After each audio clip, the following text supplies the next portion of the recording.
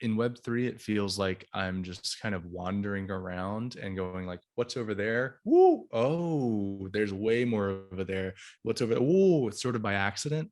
And I think that that's really energizing. I think that any person who's curious, creative, can like thinks critically about this stuff will make a huge impact. There are endless opportunities. So yeah, that's definitely really motivating, is, just casually doing something new that's never been done before. It feels really cool.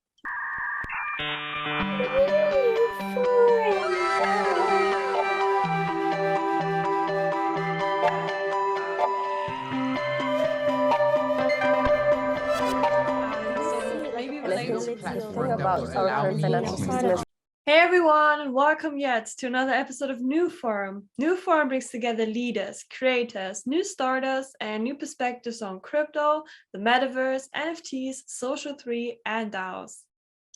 And on today's episode, we have a spectacular guest, the Many Matts, an NFT OG in Web3 and host of Digital Rare podcast, where he and his co-host Jonathan Mann explore what it means to own things on the blockchain and beyond. He also worked with companies like Google and Skillshare. Matt also happens to have a chip in his hand that dispenses rare digital Matt stickers. We can't wait to hear the why behind this chip and how it works, and how Matt uses his voice and experience to help shape and build the Web3 space. Hey, Matt, thank you for joining us on this episode Hey. of Thank you so much for the invitation. I'm super excited to be here. Awesome. So how are you feeling today, Matt? Pretty good. I mean, it's a Wednesday, which is always good, and the sky has cleared, which has a lot more effect on my emotions than I, want to believe. But it's been a great day. Perfect. I'm glad to hear that. So I'm super interested to know how you got into Web3, the mission and vision behind your podcast, Digital Rare, and what it means to be an NFT OG. Yeah. I mean, the NFT OG moniker is something we came up with for a digital event we did, I think last year, in 2021, or maybe even before that. Yeah, one of the many events. But yeah, I mean, being an NFT OG just means I was there in the comments section when we were making up all of these things, like the term NFT, which I still have. I still battle with. I think we should have called them DOTs, or digitally owned things. Probably would have made the whole education side of things a lot easier. But NFT is what caught on. And yeah, I mean, I showed up to crypto in 2017, like a lot of people after the Bitcoin bull run. People, noticed I had, classic story, had seen the white paper but didn't really get it, and finally read it again. And whatever it was at that point in my life, I understood it, at least enough to be like, oh, I can participate in this. Like, I know enough that I can have ideas and contribute them. And so I started doing that, got into Ethereum, because once I learned what a smart contract was, which was its own journey, it's like, when you first encounter the word smart contract, you think it's this mystical object, and it's like, I just didn't understand it at all. But once I figured out that it was just code running on a bunch of computers, I was like, oh, I know how to do that. And so got into Ethereum. And once you are in the Ethereum space, it's like, okay, there's all this different thing going on. And eventually I saw CryptoPunks and was like, oh, that's really interesting. And it was CryptoPunks that introduced me to this idea of digital objects that aren't just money, aren't just tokens. And because I had never really gotten the whole DeFi finance stuff, my brain just doesn't really work that way. But the objects I understood, because I collect things.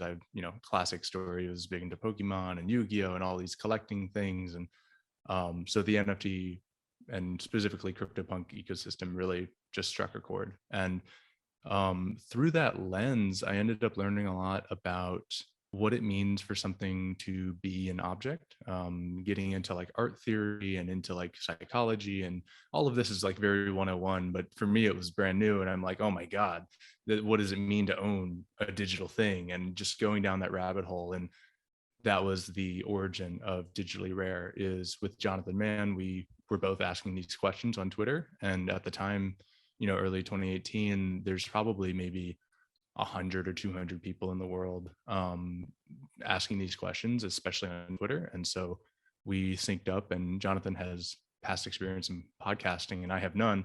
And so he was like, we should do a podcast. And I was like, okay. And so we did a podcast. And yeah. So I have to, ask, what is this thing with the chip? I was reading about it and I was like, wait, is that like an actual chip, or what is happening? Actually, and I was like, when our colleague asked us to have you on, I was like, okay, like this is like the weirdest thing I ever heard, but I need to know now, how does this work? Yeah. Well, this is what I love about the project, is that it is so real, or so surreal and weird, that it makes, when you hear about it, it forces someone to think. It forces someone to be like, what on earth does that mean? And of course, the tagline for this is, I've implanted an NFT in my body, which as soon as you read that sentence, you're like, what does that mean? But yeah, that's basically what I've done. And, you can see it on the video, which is cool. I have a chip right there. You can kind of see a little, yeah, you see that little shape there, right here. That is an NFC chip in my hand. It lives right here. And you can tap it with your phone.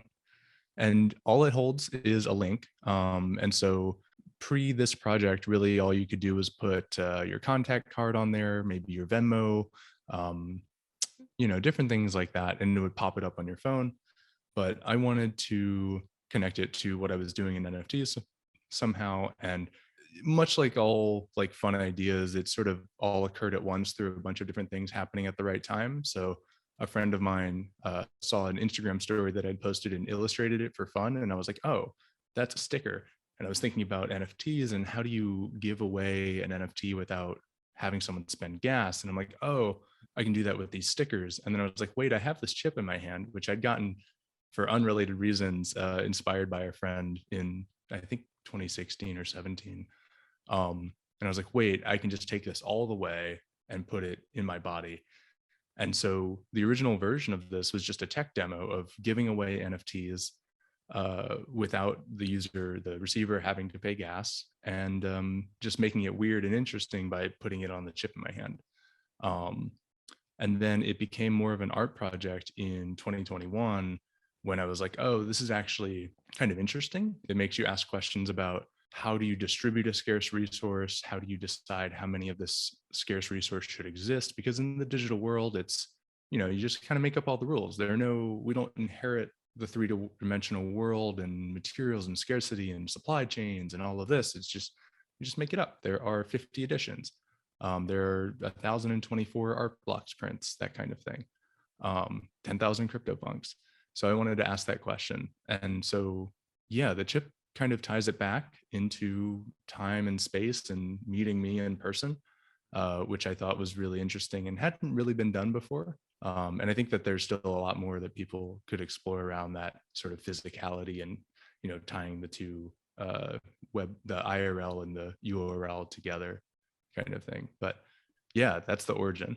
So the chip was there before, right? Yeah, I got it for I was just inspired by a friend of mine. They have a magnet in their finger and they're an electrical engineer, so they can just feel electricity in the world, and it's incredible, right? It's like you start thinking about this, you're like, oh my God.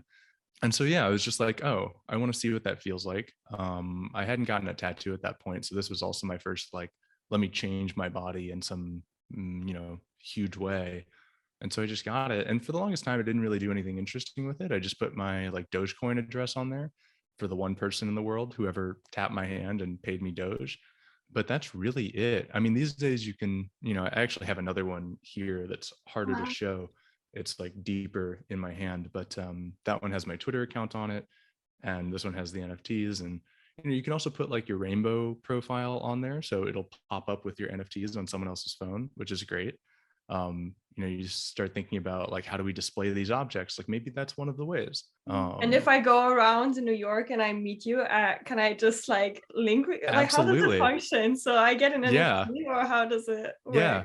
Wow. A link to some software I wrote, which then gives you the NFT. I want there to be no software in the middle, but unfortunately we're not there yet. But yeah, I think that like claiming NFTs, especially in this like free way, is a really good onboarding process. I'm a lot of people's first NFT, especially because they don't need ETH to get it. And also I think it's a great start to the NFT rabbit hole. If this is your first introduction to like the weirdness of Web3, I think that's a good sign, as opposed to some of the more commercialized stuff that people might be seeing at first. But yeah, it's a great process, and you just tap your Yeah, phone. that is, I've never heard something like a story like this before, and you're probably like the first person to do something like this, so it's very exciting. And I'm wondering, what is your like ultimate use for NFTs? Like, where do you see, how far can NFTs take it? Because you're already taking it pretty far with the way you use these NFTs, I would say. So totally. Yeah. I mean, I think that there's something very new about the psychology of owning a digital thing. I keep coming back to this, but it feels like that's one of the most important thing that's happening here is like societally, it's possible to own a digital thing now. And I think that just changes everything. And for a lot of use cases, NFTs are just like a small improvement. So something like an event ticket, it's just slightly better, right? Like, of course, you can buy and sell event tickets right now, but if you made it an NFT, it would just be slightly better across the board. And so for some of those things, it's like, okay, I see a world in the next whatever years where it's just like, yeah, everything that could be an NFT is, once that like barrier or that friction barrier is low enough. But yeah, I think the huge thing that's changing the world now, and this ties into digital art, is that digital things can be objects. And that unlocks the whole digital art market. Because if you think about, like, it's almost hard to remember, at least for me, it's been 4 years now since I've like thought of or been in that space, which is digital art was sort of like categorically ignored as an art form, especially on the internet, because of the innate reproducibility of the work.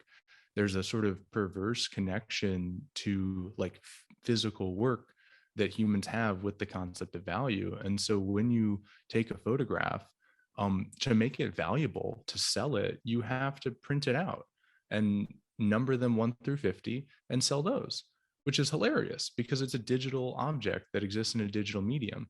And now a lot of that is because, we don't really have digital walls yet. We don't have like the non-skeuomorphic equivalent of this digital space where one can put a piece of art on the wall and hang plants and wear clothes. But this necessity to give digital objects entityness or like concreteness has existed for a while. Like video artists, I've been told a lot, will make a USB stick if they're selling a video to a museum, and make the USB stick and dress it up and like, make the USB stick a piece of art to give it that sense of physicality and like justify the price tag that the museum is paying them for this digital work, which is otherwise perfectly reproducible. And so I think that this is the unlock, is that digital objects now have a native way to have aura, to have objectness, to be a thing that one can own. Because that's really all ownership is. It's just like an object with a record of who owns it. And the only real right that you have over that as an owner is to send it to someone else or destroy it if you wanted to. And that's really all it is. And so I think that unlocks this entire new, and we're seeing this over the last 4 years, like creator artist economy, where it's like, oh, digital artists can just be artists now. I have an animator friend who had to do ads and movies and VFX and stuff to make a living, but now he just produces animations that make him happy and make other people feel things, and people pay him for it. And wow, that's just artistry. And like, I think that that's amazing. So I think that that is one of the huge like revolutions happening right now, is this slow realization that, as in the minds of everyone alive, that owning digital things is possible and also meaningful, and also part of our lives in the same way that physical things are. Identity and of course like value and all of that stuff. Speaking of aura, and when I look at digital fashion, for example, I see a real fashion piece, I don't feel like it's quite the same aura, as you would say. Yes. Different, like a more, if you think about metaverse, or it's like a different kind of aura. So do you think that is kind of like an evolution of art and things, or? Yeah, I think a huge part of that goes back to like context. And This is a phrase that I've used a lot, but it's for the vast majority of digital things, there aren't any contexts in which they can be meaningful to us as humans. For example, fashion is the perfect example because we're people that live in a three-dimensional world and we have to put we might as well express our identity or style it in so and so way. Like there's this whole hilariously large ecosystem around that, and this whole cultural understanding that that's what we do, that doesn't really exist for digital objects. And so when you look at digital fashion, maybe this is what you're feeling, because that's certainly what I feel, is like I care a lot more about, like, I have a little shirt with some sparkles on it, I like that. That just doesn't work in my brain for digital fashion. Like it does in some sense, right? Like I want my character in whatever, like my PFP, for example, is me representing myself online in a context that's shared by other people. I don't really do metaverse stuff, but if I did, VR chat, my avatar there, like those are important, but you're super right in that it's like not nearly as impactful. It's not nearly as important. It's not nearly as core to the human experience as these like IRL sort of corollaries. And so like I definitely see that and can get kind of what's that, not dismayed, but disheartened, I guess, by digital art.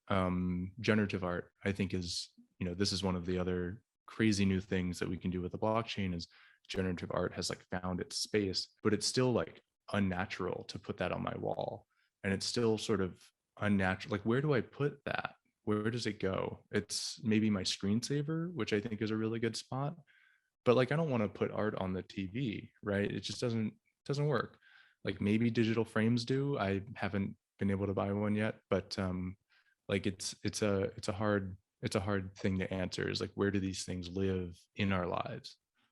Well, I guess they live online, they live on the Yeah. blockchain. And I think that it serves its purpose. I feel like Hmm. one cannot sort of compensate for the other in a sense, but Hmm. it's like these two worlds and both really matter. And especially now that there's so Definitely. much value online, people want to own Mm. assets Hmm. online in comparison to what we experience in real life. That's part of the Hmm. reasons why everybody's excited about this metaverse, that we Totally. don't exactly know what it is, but I think that it's because there's so much value on the internet Hmm. now. And so I think that Yeah. when I try to have one sort of compensate the other, then I kind of struggle, right? But then when I accept them for both worlds, for what it is and for the purpose that they're serving and the problems that they're solving, then I have peace, Hmm. So that's kind of Totally. how I process these things. That makes a lot of sense. Yeah. I mean, I guess that is absolutely the optimism, right? Is that these, our digital lives are just as, if not, these days even Right, almost more as exactly. important. Yeah.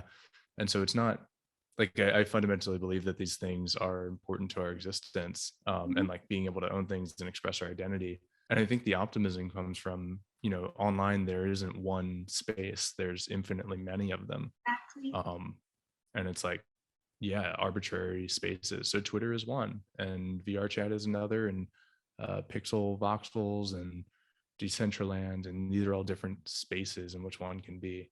Yeah.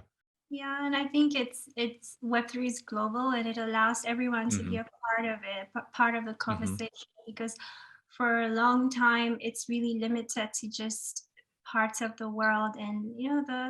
there's so many talented people and there's so many people that can be part of the narrative, who have been sort Hmm. of left on the sidelines. So I think that that's one of the things that makes me appreciate Web3 and the digital space, and Yeah. even with NFTs and everything. So you're like back to this the two Hmm. chips in your hand. What was the process? Did it hurt? Like I'm just like on the side. No, like I really want to know Totally. before I ask my next question. Yeah. It does hurt, but I was extremely surprised at how casual the process was.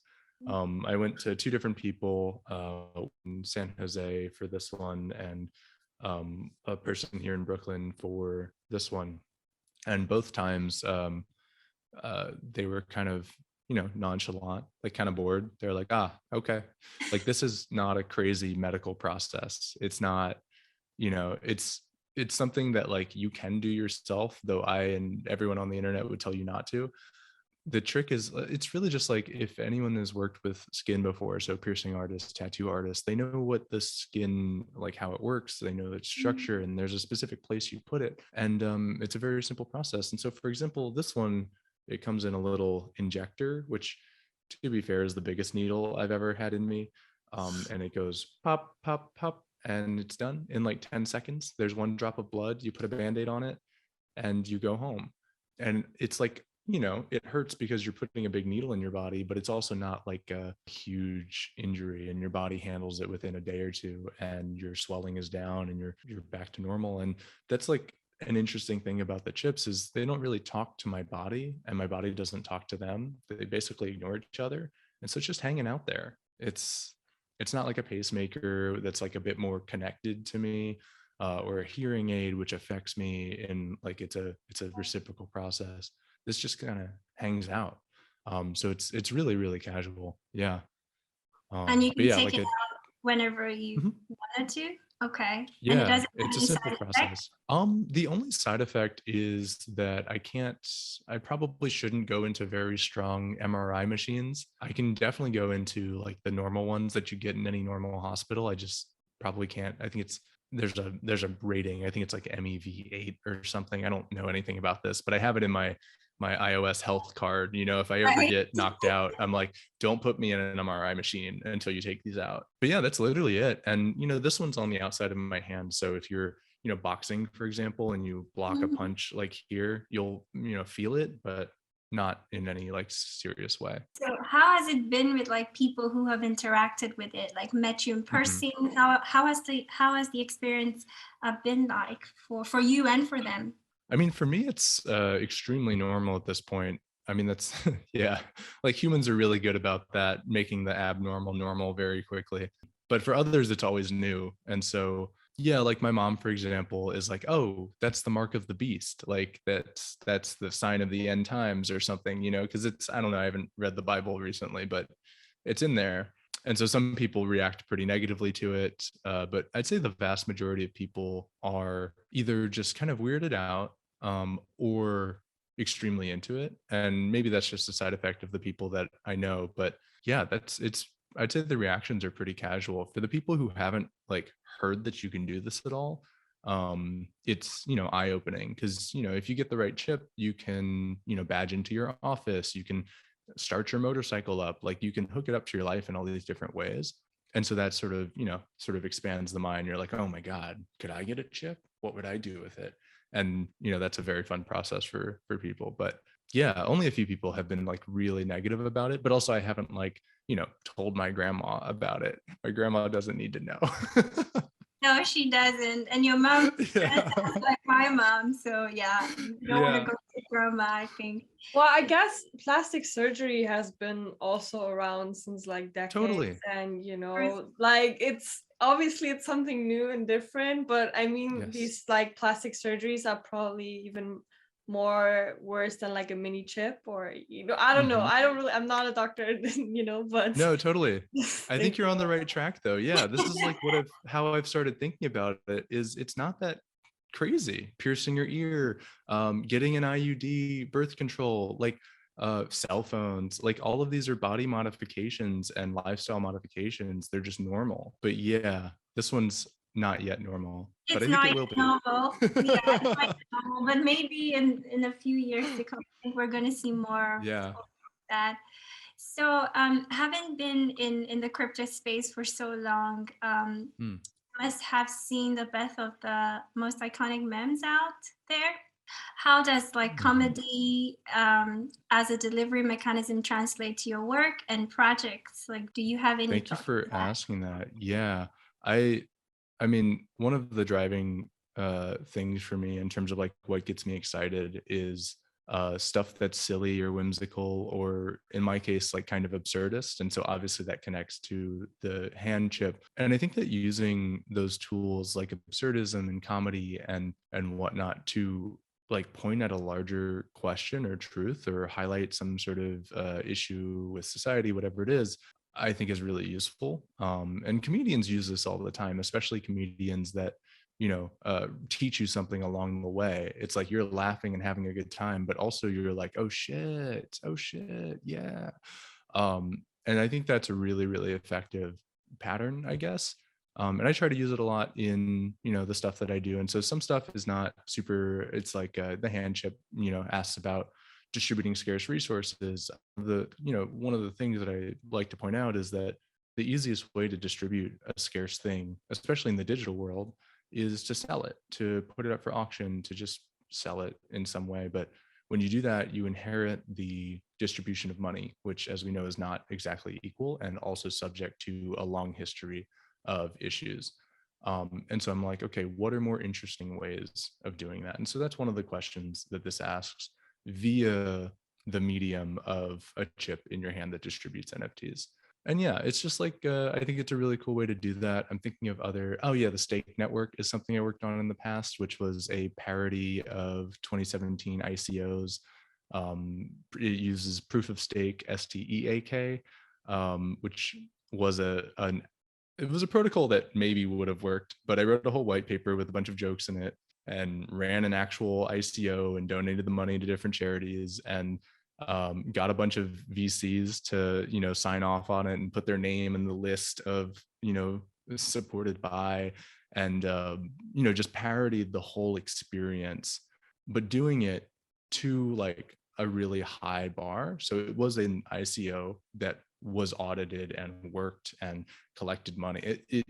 It performed its function of parody really well.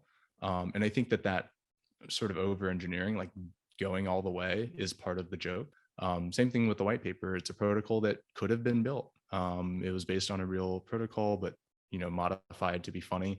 And I think that was part of the joke, is that I had put so much work into it. So stuff like that, I think is really I enjoy doing that a lot. That's I'm always wondering how these things happen on Twitter. You see like the NFTs that blow up, or you see like Dogecoin is a good example. Like, how do these like mini movements through comedy happen? And it's like, is it planned? Is it like one guy jumping on another guy's, tweet, and then it's happening a whole like movement?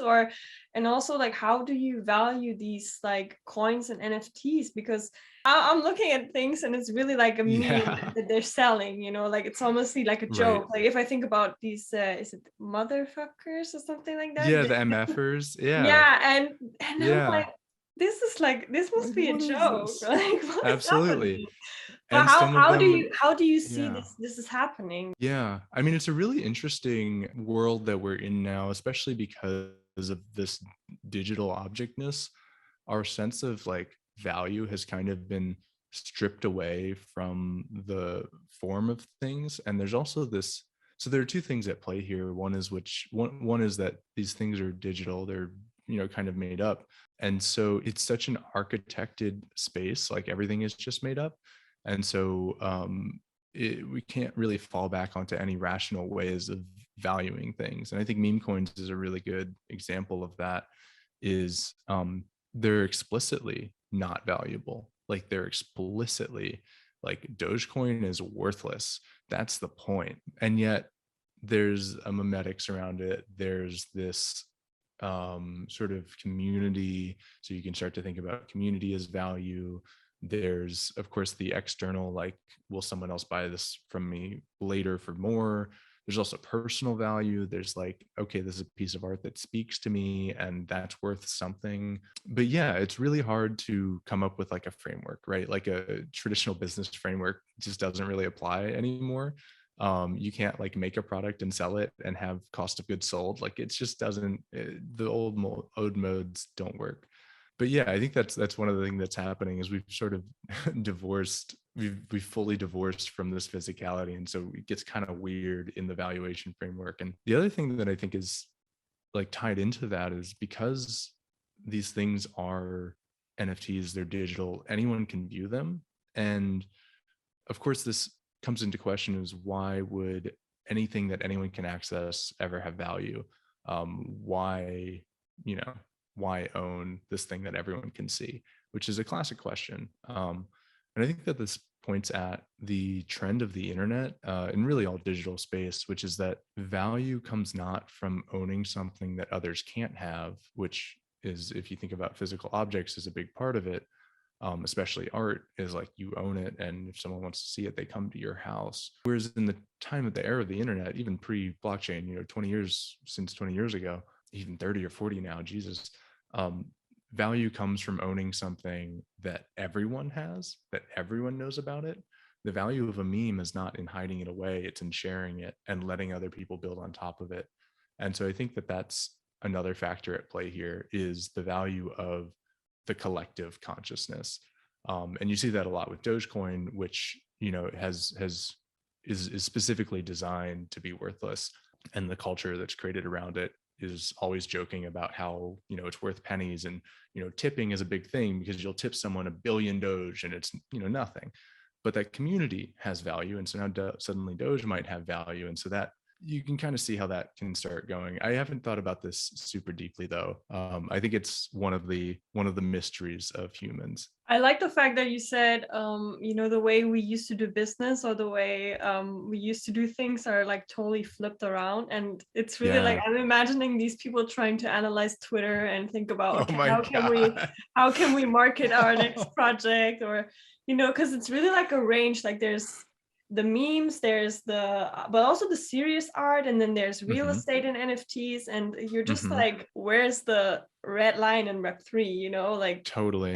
But yeah, it's fun. Like it's fun to watch it. Yeah, and I think that any attempt to quantify or create a framework for valuing NFTs is necessarily going to have to be contextual. I mean, at the end of the day, an NFT is just object-ness. It's not art, it's not real estate, it's not music, it's not any one context or specific domain. It's just a way for digital things to have value or objectness, and trade them around. And so I think that this used to be not the case, right? Like one could analyze all NFTs because there were 10 of them. But like now it's just music NFTs as a industry will be completely different from all the other kinds.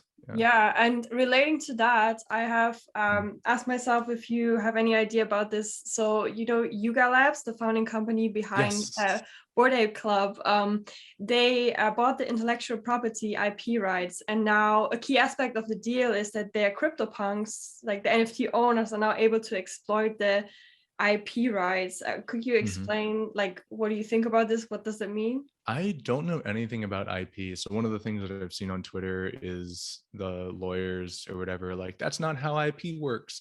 But as a user, I'm like, that seems like how IP works. I don't know. Seems fine to me. Yeah, I mean, I think the interesting take that I have is that this is probably good for the ecosystem. Not that I wanted it to be, but that it is. Which is to say that Matt and John, the Larva Labs people, really just set out to make interesting pieces of art. They did the CryptoPunks and gave them away for free. They did the autoglyphs and gave them away for a donation to a specific charity that I forget. And then the Meebits were just a project that they did. They weren't necessarily, they were aware of what they were doing when they were making Meebits. And so CryptoPunks, as like the predecessor to the PFP trend, the predecessor to the NFT as community access trend, is sort of defined in retrospect by this. I think CryptoPunks are just art and they should stay that way. But it's not realistic to say that, because what they have become is PFPs. They become a profile picture, they become an avatar project. And Yuga Labs is just the people who are best at doing that, at cultivating a community. Whether it's one I want to join or not, I'm not quite sure. But clearly, like, the game is different and they're better at it. So in that sense, I'm like, yeah, that makes a lot of sense, right? Like, in retrospect, punks are a PFP project and therefore should be guided and stewarded by people who are really interested in that, as opposed to Larva Labs, who may not be. Same thing with Meebits, which are profile picture avatar project. It's very much in line with Yuga's core, like whatever it is they do. I actually have no idea, but so for me it's like, did I understand it right that now if you own like a CryptoPunk, you can basically like right, use that CryptoPunk to do like a whole right, nother brand of a crypto for your CryptoPunk? Or is that like, totally. that's how I understand it, right? So I you can think that's basically right. build a world around like your CryptoPunk, and then the legacy lives Yeah. on, or I don't know. Yeah. I mean, I think that's legit. Like there are a bunch of people who, especially from early days, their identity is their punk. You think of punk 40 something or other who started Nouns, and punk 66,000 something or other that has like an NFT fund. Um, I bet they're really happy about this because that became their identity. And again, I don't know much about actual laws related to IP, but I think that the general, like the idea of Creative Commons and the idea of like, if you own the NFT, you own the ability to reproduce it or to commercialize it. I think that that's really interesting. And I like it a lot. I don't think it's a necessity for NFTs to be valuable. I think CryptoPunks were iconic and historical and would have stayed that way forever, even if Larva Labs continued to own the IP. But I do think that it's extremely cool that Yuga did that. Whether or not like the lawyers agree, I think it's cool. Yeah. It is quite cool. And yeah, I think like NFT, is it like right to say it's sort of like a tool that allows creators to like gain value for their digital assets in a sense? Yeah. I wonder how I would define it. So we're thinking in real time now. Mm-hmm. Yeah, I'd say an NFT is a tool to give a digital thing. I need to find a better word for this, but aura in the Well, Walter you did Benjamin say sense. DOD, right? You did say, what do you mean with DOD? Oh, dot. Yeah, Yeah. digitally owned thing. Yeah. I think that it's a digitally owned thing, right? Like it's just a thing, which is the best description you can give it in English. It's a thing. I can't think of a more general word for like an object besides object. And you own it digitally. That's all it is. And so it can represent anything. Right, It doesn't right. have to be a picture. It doesn't have to be a video. It could be anything. And I think that that is incredible, but also quite a lot of space to play around in. Exactly. And I'm Yeah. thinking what's the connection between like NFTs and cryptocurrency, and how Mm. will they help coordinate Web3? I'm actually surprised that we invented, well, maybe not surprised is the right word, but if you think about the world, the vast majority of things are more NFT than not. Money is one of the only clear examples of something that is like clearly fungible in our life. But even then, dollar bills are non-fungible. They have a serial number. Each one is a unique object. And so when you look at it with that lens, it's actually kind of surprising that it took this long for NFTs to be a thing. Um, it's so much more natural, I think, to see the world through this lens. Especially, just especially as it affects a normal person's life. I think NFTs are incredible, but of course, digital finance is its own thing. I think it's amazing. I love the accessibility of DeFi. I didn't understand the finance system until I could read the Solidity code, and now I understand it because it's spelled out in words that I, as a technical person, understood. I didn't understand banking before that, and now I like, oh, yeah, that's what it is. So yeah, I think that's. I think they both obviously play a role, but I'm much more like interested in NFTs from like a affects my life kind of way. That's interesting. I think for me, when I think about both like NFTs and cryptocurrencies, Mm-hmm. or DeFi, I just think about us having this economic freedom, eventually. Yes. I think they're going to play a huge role in that. And so, yeah, Yeah. we're looking forward Yeah. to see how it all like sort of pans out, because It's everything going to is be an sort of extremely evolving. interesting. It keeps evolving, and there's always something new happening. So, yeah. It's a lot. It's a lot. Back in the day, you could read every message in the CryptoPunks Discord, and that was all of the content about NFTs in the world. And now I can't even read that Discord. It's too many messages. Yeah, it's rough out there. I mean, the trick is to find comfort in the panic, I suppose, and be okay with the waterfall on your back, and find things that interest you and focus on those. But yeah, there's a lot going on and it can be overwhelming. So I'm wondering also, we come from this kind of area where there's a lot of content creators on YouTube and on all Mm, these other platforms, and I'm mhm. wondering, where do you see the whole creative economy in Web3 going? Like, is everybody Mm, gonna have their own DAO, or is everyone gonna have a social token? I'm wondering how you gonna look into the future, and what do you think is gonna yeah, happen? that's a great question.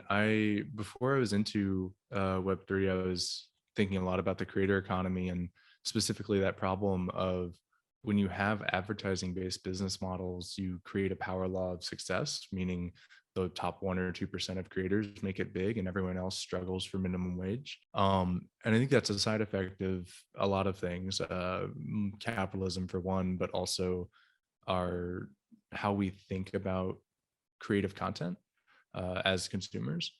And I think that one of the interesting things that's clearly happening in Web3 to some degree is a return to the basics, especially now that we have digital objects. And so you see people just selling art, and that's it, full stop, like Renaissance style, and people being patrons, full stop.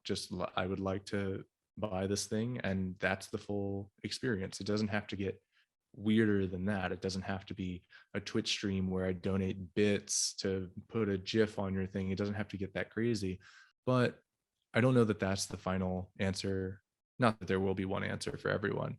But I do think it's clear that the creator economy hasn't really stepped up to its promises, especially in terms of flattening out that curve of more people being able to afford life as a creator or as an artist. And so I think that there are more and better things in the future. And I tend to think about progress as sort of a spiral going forward into the future. And so while, if you look top down on that spiral, it kind of looks like we're going in circles. But when you look to the side and you see time going forward, we're like, oh, we're learning things along the way, and we're iterating and we're trying something new. And so I think, and I just spoke with Austin Roby from Ampled about this, which is why it's fresh in my head, is I think that the future is most likely somewhat of a return to the past, so patronage models or just normal artistry, but augmented with new tools of the future.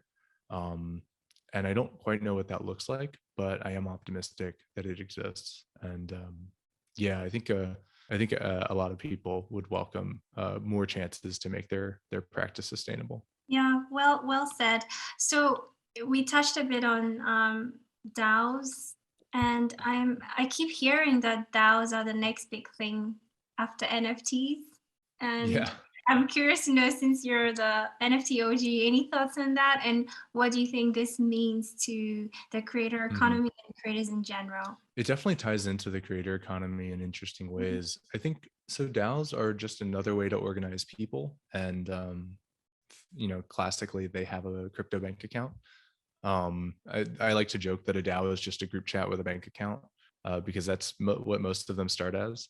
But they are also a new tool that one can shape in many different ways, and that's like kind of the cool thing about new tools is they don't necessarily have constraints like applied to them. So, for example, like an LLC is another way to organize people and have a shared bank account, a C corp, whatever. But all of these options and co-ops and stuff like that, all of these come with kind of guide rails on what makes sense.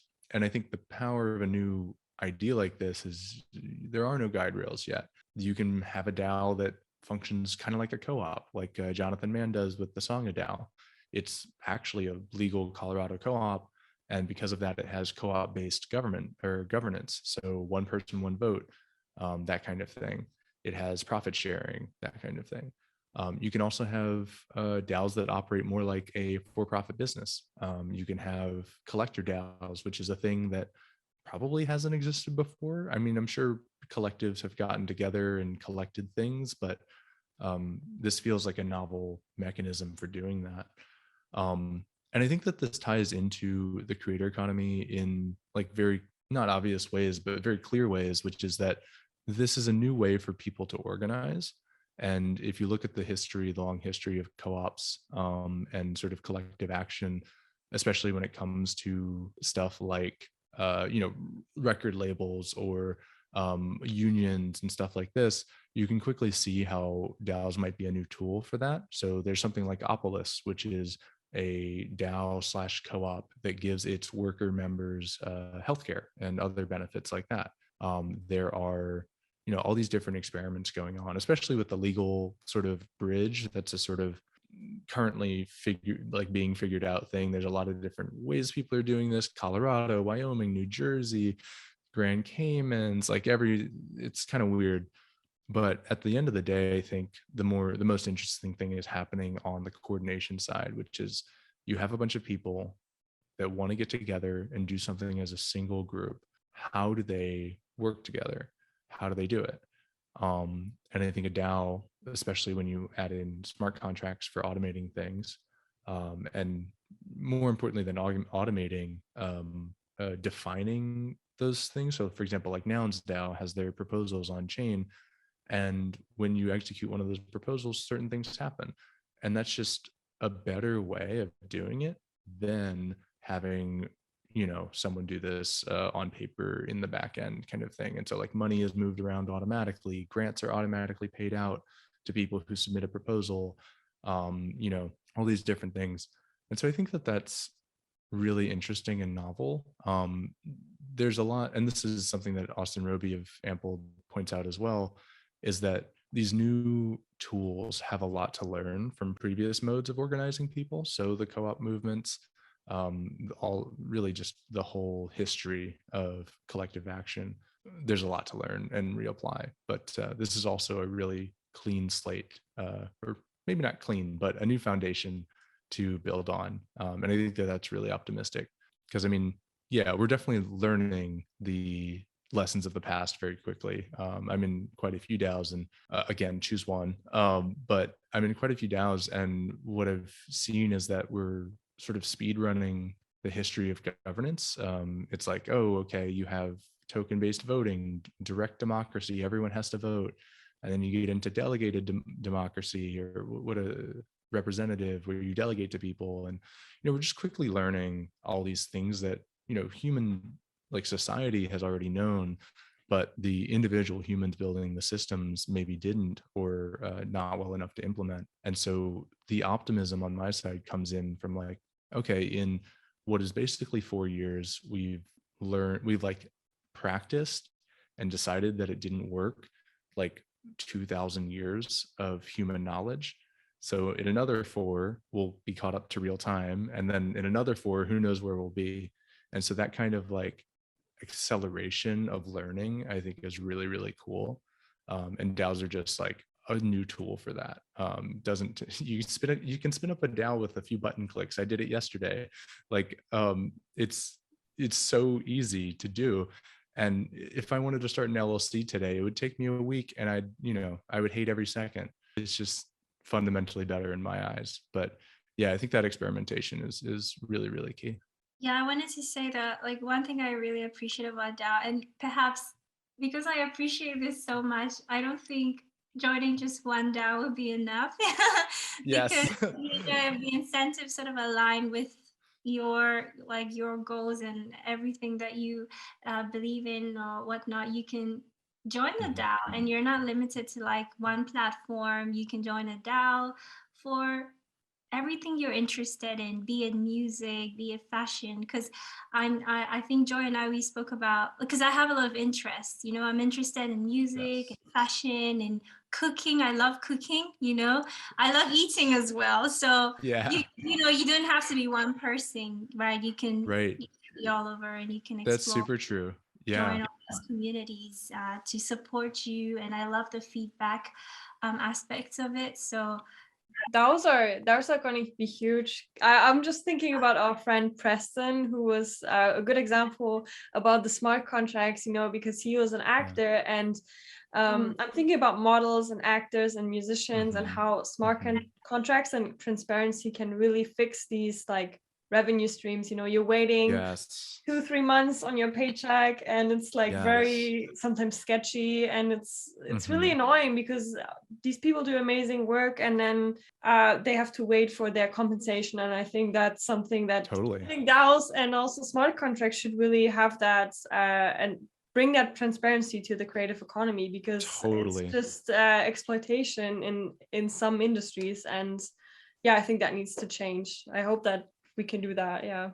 Totally. Oh, absolutely. And it's going to change the future of work. It's definitely changing. This idea of freelancing and all of that is going to be disrupted, I think. I mean, I think it's already happening within the Web3 culture, where we're like, we're not limited. Like you said, everything happening on digital, there's so much value on there, and we can access a lot of opportunities. And so we'll see how even freelancing is going to turn out in a few years to come. Yeah. I mean, it's already happening to me. I don't think I'll work for a normal company ever again, Right. Unless, all of blockchain, everyone's just like, that didn't work, let's go home. Like, I can't imagine working for a normal company again. This is just my life now. Yeah. Thank you so much, Matt. We really enjoyed this conversation, and you being the very first person we've met with a chip in your hand is quite spectacular. Yeah, thank you so much, for being a part of this forum. And if you have any, last few words for our community, and also what is it about Web3 that that makes you wake up, that motivates you, that makes you excited? One thing that gets me really excited is that I had read this article once, and the way it described a PhD program was that there's a circle of all of the knowledge in the world, and your PhD is a little poke, just expanding the horizon a little bit. In Web3, it feels like I'm just kind of wandering around and going like, what's over there? Woo! Oh, there's way more over there. What's over there? Whoa, it's sort of by accident. And I think that that's really energizing. I think that any person who's curious, creative, thinks critically about this stuff will make a huge impact. There's just so much open, greenfield stuff to do. There are endless opportunities. So yeah, that's definitely really motivating, is just casually doing something new that's never been done before. It feels really cool. Totally. And any last few words for our community, and maybe you can also share your social platforms. I bet where our community members would love to follow you and check out what you're up to. Definitely. Yeah. Find me on Twitter at #1 of the many Matts, and also oneofthemanymatts.com, spelled out ONE. Yeah, I do art projects. I work on DAOs, and I, shit post about NFTs. So if that sounds like content you want in your feed, feel free to follow. But thank you so much for the opportunity. Yeah, we will stay tuned with what you're up to. I'm honestly, I'm coming for the memes and for the. I mean, feel free to hit me up if you have any questions. I used to do a bunch of educational articles, and now they're hopelessly out of date, so I won't send those to you. But yeah, down to be a resource. Yeah, enjoy it. It's a fun rabbit hole. Amazing. Yeah, exactly. Get into it, enjoy it. If you have questions, we are always here to answer or to open up the discussion. That's what NewForum is for. And thank you everyone who was part of today's forum. And you can also find us on Instagram and on Twitter. We are NewForum_NCO and also NewCoin. And we also have a private Telegram group where we discuss everything Web3 related. And yeah, stay tuned for the next episode. Thank you so much, Matt. And thank you so much, Salimi. And yeah, see you in the next one. See you in the next one. Thank you all.